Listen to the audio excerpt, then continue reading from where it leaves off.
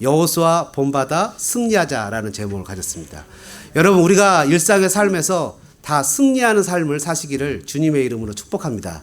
승리한다는 거 얼마나 행복합니까? 이게 성경적으로 승리라고 해서 그렇지 실은 제 마음에는 여호수아 본받아 성공하자 뭐 이렇게 쓰고 싶었어요. 왜냐하면 성공이 더 우리한테 친감이 있잖아요. 왜냐하면 승리라는 것은 왠지 내가 힘으로 남을 때리는 느낌이지만 성공은 여러 가지 삶 속에서 뭔가 이렇게 성공하는 그런 남들보다 더 뛰어나게 되는 그런 느낌을 받잖아요. 그래서 성공이라는 단어를 붙이고 싶었는데 매번 이렇게 인생에서 성공하는 방법 이런 걸 넣다가 가끔가다 이렇게 좀 복음적인 제목도 넣자 해서 승리라는 제목을 넣습니다. 근데 오늘 본문을 읽어보면 이게 성공이나 승리가 도대체 무슨 의미가 있나, 이게 본문이 별로 익사이팅하지가 않아요. 본문을 읽다 보면 막 이렇게 신이 나거나 뭐 조이풀하거나 해피하거나 이런 본문이 아니라 따분해요. 그죠? 읽다가 보면 발음도 어렵고 읽기도 별로 좀 불편하고 앞에 목사도 10년에 한 번 틀리는 것처럼 틀리고 뭐 이런 거. 이런데 이게 무슨 의미가 있나 생각하지만 가만히 읽어보면 이게 다 승리의 승전가의 기록입니다. 이게 다 이긴 거예요. 여러분, 그래 이게 다 성공한 내용들을 기록한 거예요. 그러니까 여호수아뿐만 아니라 모세가 그들의 라이프를 삶을 통해서 성공한 것들을 기록한 거예요. 그러니까 이게 그냥 막 쓴 게 아니라 한 명 한 명을 새기면서 이 가나안 땅에 들어와서 우리가 누구를 이기고 누구를 이겨서 결국 내가 하나님의 뜻 가운데 어떻게 성공했다. 마치 이제 여러분들이 나이 드셔서 자서전을 쓸 때 그럴 수 있잖아요. 내가 미국 땅에 언제 와서 이렇게 했는데 하나님 응답하셨고 기도했는데 이런 응답을 주셨고 이렇게 해서 내가 어떻게 가정도 꾸리고 또 직장도 갖고 또 미국에서 이렇게 성공했다라고 쓰는 거와 똑같이 내가 가나안 땅에 들어왔는데 이렇게 성공했다라고 기록한 거와 똑같다는 거예요. 그래서 고민해 보니까 이거는 성공을 나타내는 얘기다. 그 본문을 읽는데 제 마음에 자꾸 떠오르는 성경책이 있어요. 뭔지 아시겠어요? 요한계시록이에요. 요한계시록은 우리에게 승전가를 알려주잖아요. 그죠? 그런 것처럼 이 여호수아 12장을 읽으면서 요한계시록을 떠올리는 거예요. 마치 악한 세력을 물리치고 승리해서 하나님의 나라가 이루어진 것처럼. 여러분, 본문 12장 1절에 보면 조금 과격하지만 이렇게 표현하죠. 차지하고 그 땅에 쳐 죽인 왕들은 이러하니라. 꼭 이게 쳐 죽여야 돼. 제목 죽인 이렇게 쓰면 좋겠는데 성경이 이렇게 표현하고 있으니까 쳐 죽인. 그러니까 제가 가끔 가다가 이렇게 거친 말을 쓰는 건 성경적인 용어라고 생각하시면 됩니다. 아, 우리 목사님이 원래 거칠지 않은데 성경적인 용어를 쓰는구나 이렇게 생각하시면 돼요. 조금 차지하고 조금 그 땅에서 쳐 죽인 왕들은 이러하니라. 멸할 왕들은 이러하니라. 그냥 죽여도 그냥 죽이는 게 아니라 항상 여호수아서는 칼로 죽여요. 칼날로 죽였다고 표현하는데 성경은 칼날이라는 단어는 하나님의 심판을 의미하는 거거든요. 칼날로 죽였다 이렇게 승리하면서 얘기하면서 승리의 내용을 빽빽하게 기록합니다. 여호수아는요 아간 때문에 아이성에서 실패하고 기도하지 않아서 기브온과 조약을 맺은 걸 빼고는 다 성공합니다. 나중에 그것도 다 리커버해요. 여기 보시면 그렇게 나오잖아요. 9절에 자기가 정복한 왕들이 베델이라고 표현하잖아요. 아이 왕이고 이렇게 표현하잖아요. 그리고 나서는 10절부터 12절에는요. 그 기브온 족속들이 이 이스라엘과 화평의 언약을 맺느라고 맺었기 때문에 이스라엘 사람들이 너 배신했어 라고 쫓아 들어와서 죽이려고 했던 왕들을 여호수아가 물리친 장면들이 기록된 겁니다. 그러니까 이 본문의 내용을 잘 우리가 살펴보면 이런 깨달음을 가질 수 있어요. 여호수아가 성공했던 것처럼 그를 보면 우리도 성공할 수 있겠구나. 여러분 아멘이십니까? 여호수아가 어떻게 성공했는지 롤모델을 딱 보면 우리도 신앙에서 롤모델이 있으면 어떻게 우리가 성공할 수 있는지, 어떻게 우리가 그분이 하신 것들을 잘 보고서 성공할 수 있는지를 보고 배울 수 있다는 거죠. 여러분, 우리가 원래 믿는 신앙이라는 것은 실패와 좌절과 낭패 속에서 살아가는 신앙이 아닙니다. 성경에서 얘기하면 성도들한테 이기라고 표현합니다. 승리하라고 얘기한다고요. 초대교회 성도들은요, 교회 왔을 때 승리의 창가로 하나님 앞에 예배했습니다. 예를 들어서 이런 거죠. 와, 저 형제님이 이번 한 주간도 초대교회 이번 한 주간도 신앙을 버리거나 죽지 않고 살아서 와서 예배를 하네. 하나님, 제가 살아서 주님 앞에 예배합니다. 하나님을 부인하지 않고 그 당시 예수를 부인한다는 것 자체는 신앙을 떠나는 거였으니까. 그죠? 주님을 부인하지 않고 이곳에 왔습니다. 저 자매가 죽지 않고 이곳에 와서 예배를 하네 라고 얘기하면서 주일날 모였던 성도들끼리 서로 눈인사를 하면서 허깅을 하고 기쁨에 입맞춤을 하고 손을 맞잡는 것은 승리를 상징하는 거였습니다. 그런데 언제부턴지 교회에서 오늘 우리 권사님 그런 기도, 우리 권사님 오늘 처음 기도 데뷔하셨는데 감사합니다. 이게 처음 기도 데뷔하시는 분들은 이 자리 오면 떨립니다. 이게 아무 거 같지 않아도 여기 오면 설레는 마음이 있고 이렇게 떨립니다. 저는 그게 성령의 역사라고 생각을 하는데 이렇게 떨려서 이렇게 괜히 눈물도 나고 막 그럽니다. 그래서 이 처음 오시는 분들은 그런 게 있는데 하여튼 너무 잘하셨어요. 축복합니다, 권사님. 70생애를 넘어서 여기 강단에 서서 기도하는 거 얼마나 가문의 영광입니까? 아멘이십니까? 오늘 저녁에 용궁에 모입니까? 앞에서 여러분 이렇게 기도를 하실 때도 이게 하나님 우리가 승리의 창가를 부르면서 주님 일주일 동안 주님의 예수의 이름으로 이기고 승리하면서 왔습니다라고 하지 않고 대부분의 많은 경우에 하나님 우리가 죄짓고 실패하고 좌절하고 왔습니다라는 얘기를 많이 하죠. 근데 원래 기독교는 그런 게 아니었다는 거예요. 원래는 승리의 노래를 불렀다는 거예요. 여러분 이집트에서 430년간 종살이를 하다가 이 호전적인 가나안 사람들하고 이 전쟁에 몸을 달궈진 가나안 사람들하고 전쟁에서 이긴다는 것 자체가 기적인 겁니다. 종살이가 몸이 배서 맨날 남한테 시키던 것만 하던 사람이 자발적으로 전쟁에 나가서 이긴다는 것 자체가 기적이라는 거예요. 마찬가지로 우리가 세상에서 마귀에게 종노릇하던 저와 여러분이 예수의 이름으로 그걸 거절하고 내 자아를 죽이고 예수 그리스도의 이름으로 신앙인답게 살고서 주님 앞에 온 것 자체가 기적이라는 거예요. 여러분 승리하신 여러분들을 주님의 이름으로 축복합니다. 우리는 여호수아의 모습을 통해서 언제 그가 실패했고 언제 그가 성공했는지를 살펴보면서 우리의 삶도 그런 삶을 살아가는 모습이 되기를 간절히 소망합니다. 자, 여호수아를 본받아 승리하자. 첫 번째 한번 따라해 보실까요? 여호수아는 사명으로 살았습니다. 여러분 본문에 보면요, 이게 우리가 그냥 기록된 게 아니라 그랬죠. 9절 이하에 보면 하나는 이렇게 기록합니다. 하나는 이렇게 기록을 하고 있고 앞에 1절부터 6절까지는 모세가 정복한 왕이고 모세의 사명을 이어받고 여호수아가 7절부터 정복한 왕들을 기록하고 있습니다. 여러분 그 앞에서도 마찬가지로 11장 16절에도요. 여호수아가 이같이 그 온 땅 곧 산지와 온 내겝과 고센 온 땅과 평지와 아라바와 이스라엘 산지와 평지를 점령하였으니 여호수아가 그 모든 왕들과 싸운 지가 오랫동안이라. 약 7년 정도 걸렸다고 하는데요. 이 전쟁과 전투에서 여호수아는 자기가 친히 앞서서 모든 전투에서 솔선수범하고 싸웠어요.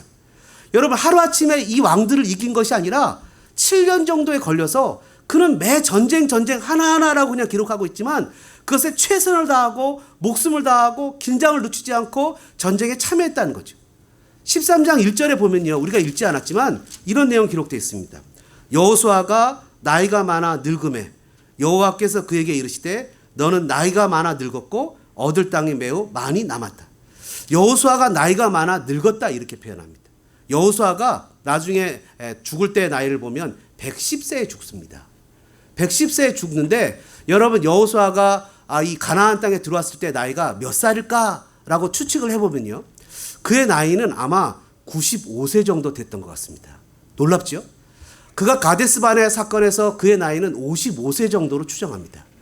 여러분 이 여호수아 14장 15절에 보면 갈렙은 자신의 나이가 85세라고 표현합니다. 광야에서 45년을 살았죠.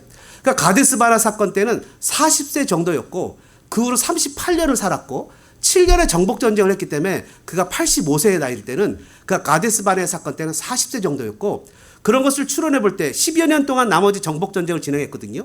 그 여호수아가 죽은 때가 110세라고 하면 자기가 물려준 나이가 정복전쟁을 15년 정도라고 하면 95세에 가나안 땅에 여호수아가 들어왔죠. 그렇게 보면요. 여호수아의 나이가 95세라 그러면 대단한 나이입니다. 근데 나이는 숫자에 불과한 거예요. 하나님을 섬기는 데 있어서는 나이는 숫자에 불과한 거예요. 내가 나이가 많고 나이가 어려서 못하는 건 아무것도 없는 거예요. 실상 하나님 앞에서 여러분 이 여호수아라는 사람은요. 자기가 55세 때 그 얘기가 맞다 그러면 55세 때 가데스바리아 사건을 경험했는데 그때 하나님께서 불신앙한 이스라엘 백성들한테 주었던 벌이 페널티가 20세가 넘는 사람은 여호수아하고 갈렙 빼고는 다 죽는 겁니다. 그렇게 따지고 보면 최소 35세 이상 차이 나는 사람들과 함께 가나안 정복 전쟁을 치렀다는 거예요. 그러니까 여리고성에서 하나님의 것을 훔친 아간을 향해서 여호수아가 뭐라고 표현하냐면 my son, 내 아들아 이렇게 표현하잖아요. 다 애인 거예요. 아들 또래인 거예요. 그러면서 여호수아는 어쩌면 자기 또래가 없어서 되게 외로웠던 사명을 감당했던 사람인지 몰라요. 되게 외로웠어요. 서열 1위죠. 그리고 자기가 나이가 있죠. 그런 나이와 연륜에서도 그는 정말 멈추지 않고 자기의 사명을 바라보며 믿음으로 달려나갔던 사람이었다는 거예요. 여러분 여호수아 1장에 보니까 하나님께서 그에게 분명한 사명을 주시는데 내 종 모세가 죽었으니 너는 이 모든 백성과 더불어 일어나 이 요단을 건너 내가 그들 곧 이스라엘 자손에게 주는 그 땅으로 가라. 내가 너희 발바닥으로 밟는 것은 모두 너에게 주었노니 너의 영토가 되리라. 너를 떠나지 아니하며 버리지 아니하리니 오직 강하고 극히 담대하라. 제가 약간 이렇게 꼬는 성격이 있거든요. 그래서 오직 강하고 이 말을 들었을 때 제가 옛날에는 그냥 마음을 스트롱하게 먹어라 이런 말이었는데 네 나이 95세라고 처지지 말고 강해라 이런 말로 나중에 들리는 거예요. 강하고라는 말을 많이 쓰거든요. 그러니까 내가 몸에 한계가 있어서 몸이 축 처지거나 내가 힘들지 아프지 이런 것 때문에 사명 감당하는데 네가 뒤서지 말고 그냥 육신의 한계를 뛰어넘어서 사명을 감당하기 위해서 달려가라. 얼마 전에 우리 권사님들께서 저를 맛있는 삼계탕을 사주셔서 같이 식사할 자리가 있었는데 권사님들은 확실히 권사님이에요.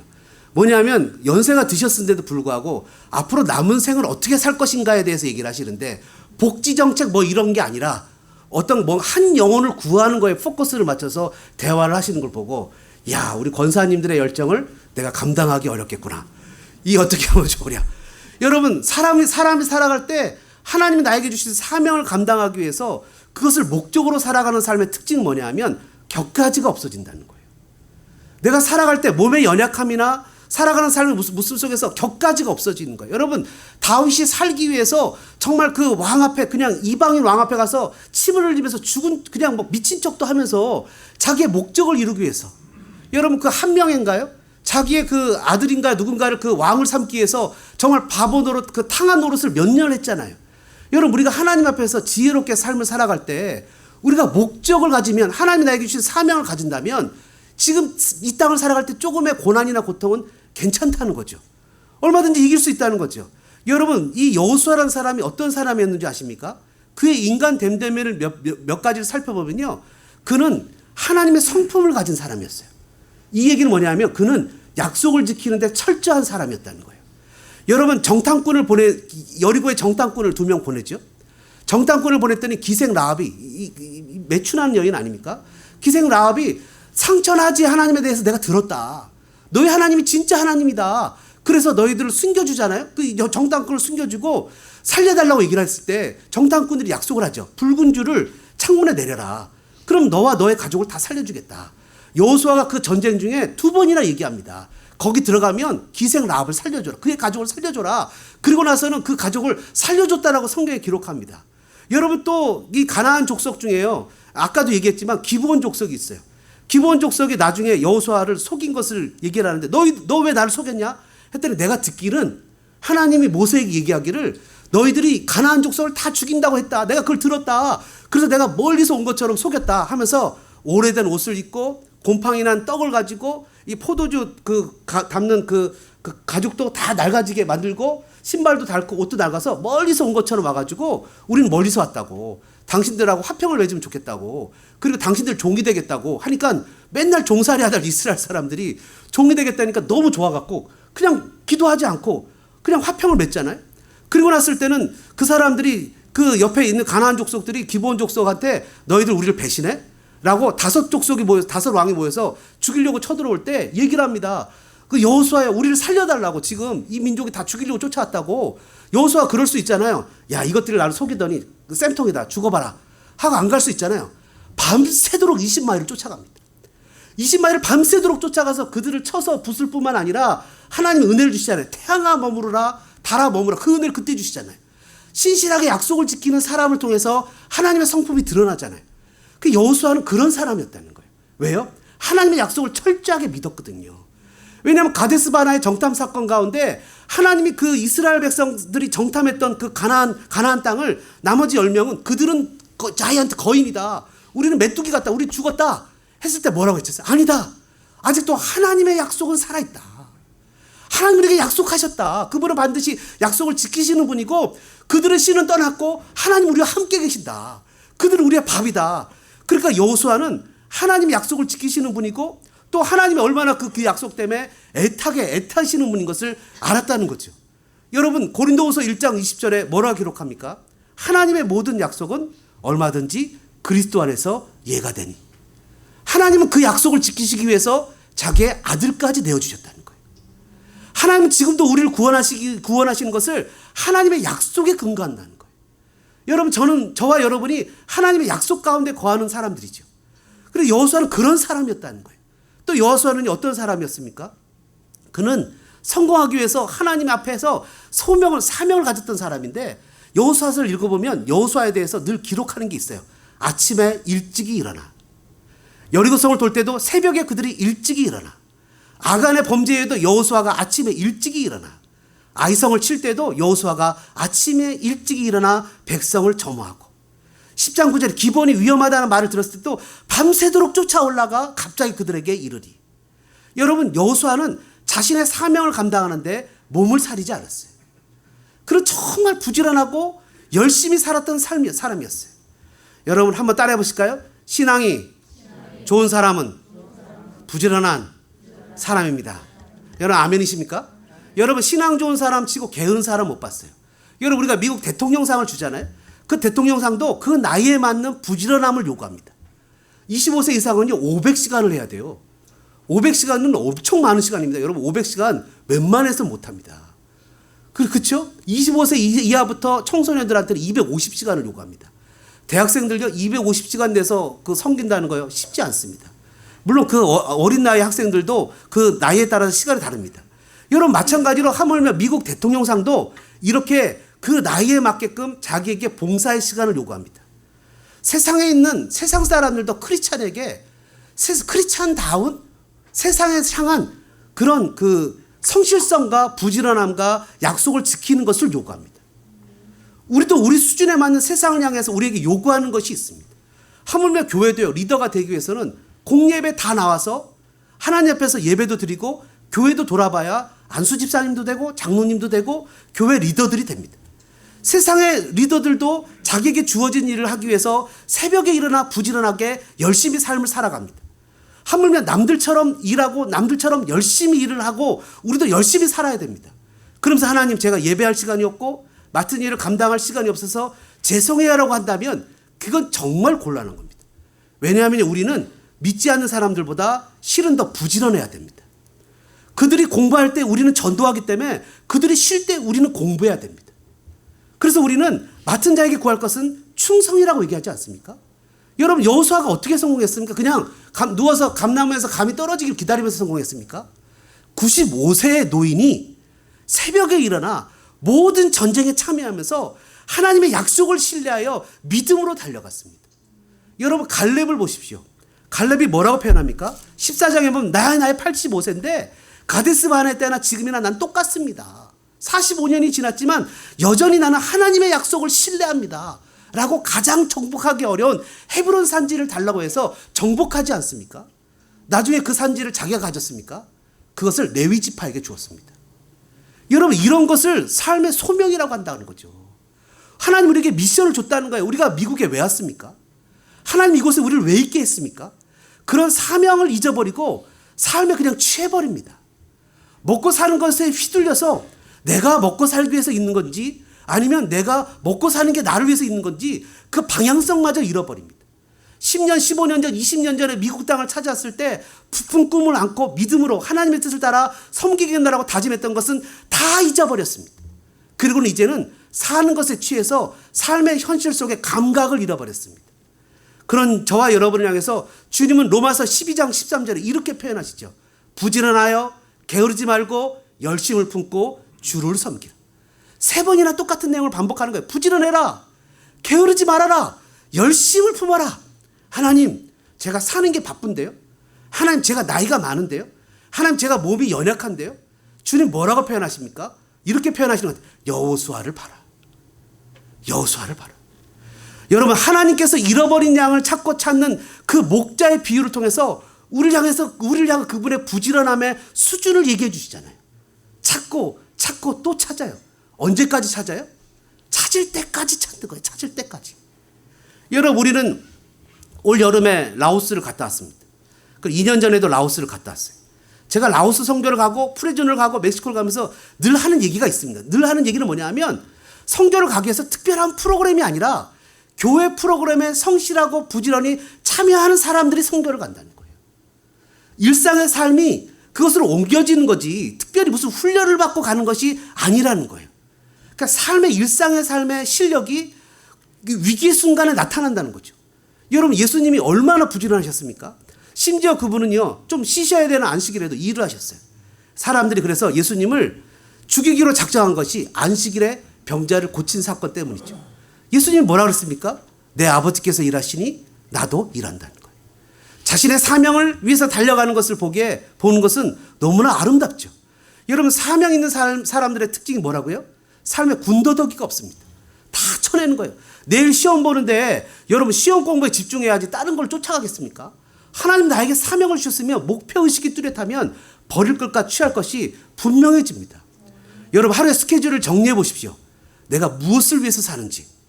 여러분, 하루의 스케줄표를 정리하면서 이렇게 한번 자문해 보시기 바랍니다. 내가 이러려고, 박근혜 전 대통령 얘기하는 거 아니에요. 내가 이러려고 여기 왔는가? 내가 이러려고 왔는가? 고민해 봐야 됩니다. 여러분, 여호수아는 분명한 목적의식이 있었어요.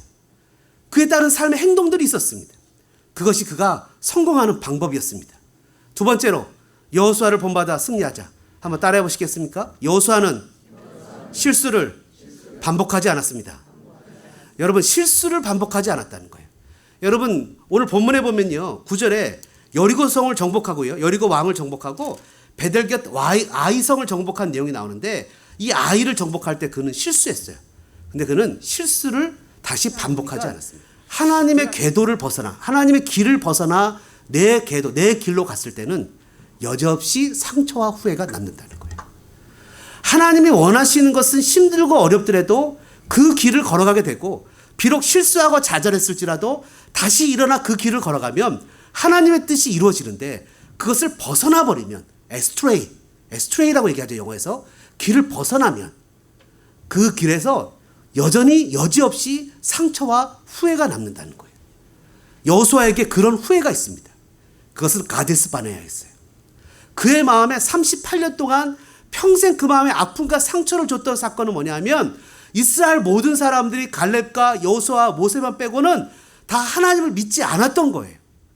하나님의 약속을 믿지 못한 공동체를 향해서 그가 자신의 믿음을 드러냈지만 그럼에도 불구하고 그 공동체가 믿음에 실패했던 것이 그의 마음에 평생 씻을 수 없는 상처로 남았다는 거예요. 그러나 그는 거기서 멈추지 않았죠. 또는요, 그가 실패했던 것은요, 여호수아에 들어와서 아이성의 실패입니다. 아이성의 실패는 오늘 저와 여러분에게 시사하는 바가 너무나 많습니다. 반면교사라 그러잖아요. 잘못을 통해서 우리가 교훈을 누리는 건데요. 여러분, 여호수아가 여리고성의 전쟁에서 승리에 취해버립니다. 성공에 취해버리면 어떤 현상이 나타나죠? 교만해집니다. 정탐꾼을 보냈더니 2, 3천 명만 보내줘요. 그리고 여호수아가 3천 명을 보냈는데 여지없이 패하고 38명이 죽고 정신없이 도망갑니다. 이스라엘 백성들이 울고불고 난리가 났습니다. 하나님, 우리를 광야에서 죽이지 왜 여기까지 데려와서 우리를 죽입니까? 하나님, 왜 우리를 죽입니까? 여호수아도 그냥 기가 푹 죽었습니다. 노인분이 기가 푹 죽어서 주저앉아 있더니 하나님이 너 왜 그렇게 앉아있냐는 거예요. 거꾸로 화를 내야 될 하나님이 그의 마음을 달랩니다. 너희가 거기서 전쟁에 진 것은 내가 약해서 진 것이 아니라 너희가 죄를 졌기 때문이야. 삶의 현장 가운데 우리가 이리저리 치이고 바치고 하나님의 사람들이 세상에서 웃기는 꼴을 당하는 것은 하나님이 약하기 때문이 아니라 우리가 하나님과의 관계가 무너졌기 때문이라는 거예요. 여러분, 여리고의 전쟁은요, 여리고 성이라는 것은 가나안 땅에 들어가는 첫 번째 성이었어요. 첫 번째 것은 하나님의 것이라고 주님 분명히 얘기를 하셨다고요. 이것을 히브리서에 보면, 그 구약 성경에 보면 히브리 말로 헤렘이라고 표현해요. 헤렘이라는 단어는 하나님의 것인 거기 때문에 no touch, 건들면 안 되는 거예요. 이것을 건드는 자는 그 건드릴 때 그것이 가면 다 죽는 거예요, 그냥. 이 헤렘이라는 것이 드려지면 축복이지만 내가 갖고 있으면 저주가 되는 거예요. 하나님 앞에서 하나님 것을 하나님께 드려야 축복이 되지만 하나님 것을 내가 갖고 있으면 저주가 되는 거예요. 레위기 27장 28절에 어떤 사람이 자기 소유 중에서 오직 여호와께 온전히 바친 모든 것은 사람이든지 가축이든지 기업에 바치든지 팔지도 못하고 무르지도 못하고 바친 것은 다 여호와께 지극히 거룩한 것이며 온전히 바쳐진 그 사람은 다시 무르지 못하나니 반드시 죽일지니라. 온전히 바쳐진다는 것은 헤렘이라는 거예요. 처음 것은 하나님의 것이라는 거예요. 여러분, 하나님의 것이라는 것은 우리에게 무엇을 상징하냐면 거룩을 상징하는 거예요. This is symbolize of holy. If we want to be holy, 우리가 하나님 앞에서 거룩한 사람이 되기를 원한다면 우리는 하나님 앞에서 거룩이라는 symbolize를 주님과 나 사이에 두어야 되는 거예요. 이것은 무슨 말이냐? 하나님과 나 사이의 경계선인 거예요. borderline이. 그 경계선을 넘어서면 안 되는 거예요. 그게 선악과예요. 하나님의 모든 것을 대리 통치하지만 선악과만은 건들면 안 되는 거예요. 하나님이 나에게 다 줬어요. 그렇지만 헤렘만큼은 건들면 안 되는 거예요. 헤렘은 하나님의 것이. 하나님 우리의 삶에 익스큐즈를 허락하지 않는 것들이 있어요. 하나님의 것이 있다고요. 하나님의 것이. 하나님이 다 오케이 해줘요. 심지어 더 줘요. 여러분, 헤렘이라는 것은 온전히 바쳐진 거예요. 여호수아에서도 계속 반복되는 얘기는 뭐냐면 온전히 바쳐진 것을 훔친 자가 있다는 거예요. 여호수아 7장 11절 12절에 이스라엘이 범죄하여 내가 그들에게 명령한 나의 언약을 어겼으며 또한 그들이 온전히 바친 물건을 가져가고 도둑질하며 속이고 그것을 그들의 물건들 가운데 두었으므로 그러므로 이스라엘 자손들이 그들의 원수 앞에서 능히 맞서지 못하고 그 앞에서 돌아섰나니 이는 그들도 온전히 바친 것이 됨이라.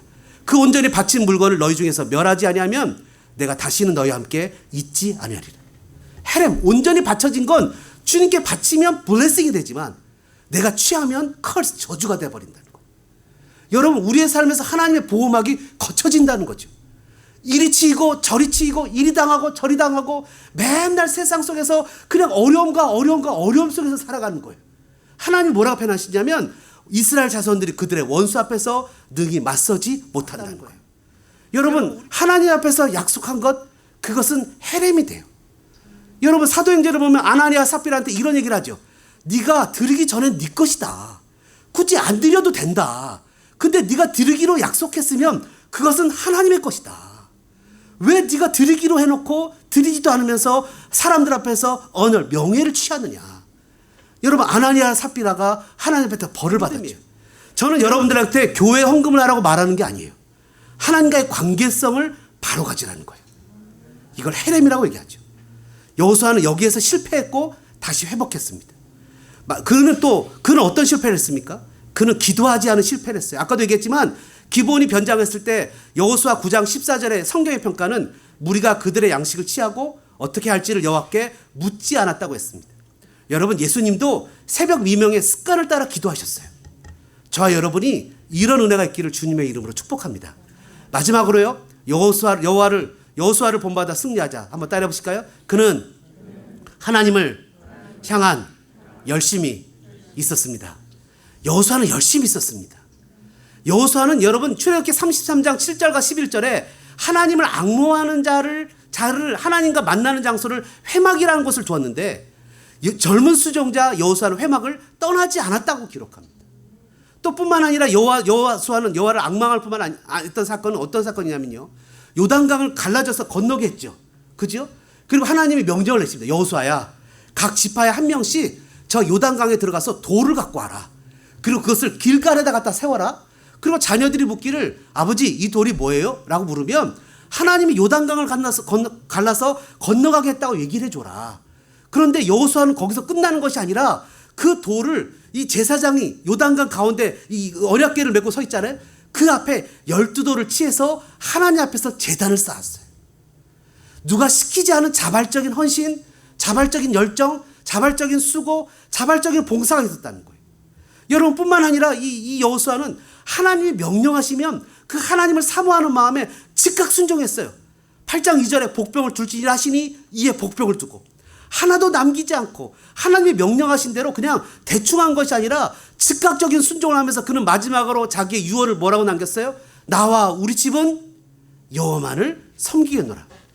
사랑하는 소망장로교 성도 여러분, 더 이상 우리 삶에 패배를 당연히 여기지 않기를 주님의 이름으로 축복합니다. 요한계시록의 7 교회를 향해서 예수님은 이렇게 얘기를 하십니다. 에베소 교회를 향해서 이기는 그에게 내가 하나님의 나골에 있는 생명나무의 열매를 주어 먹게 하리라.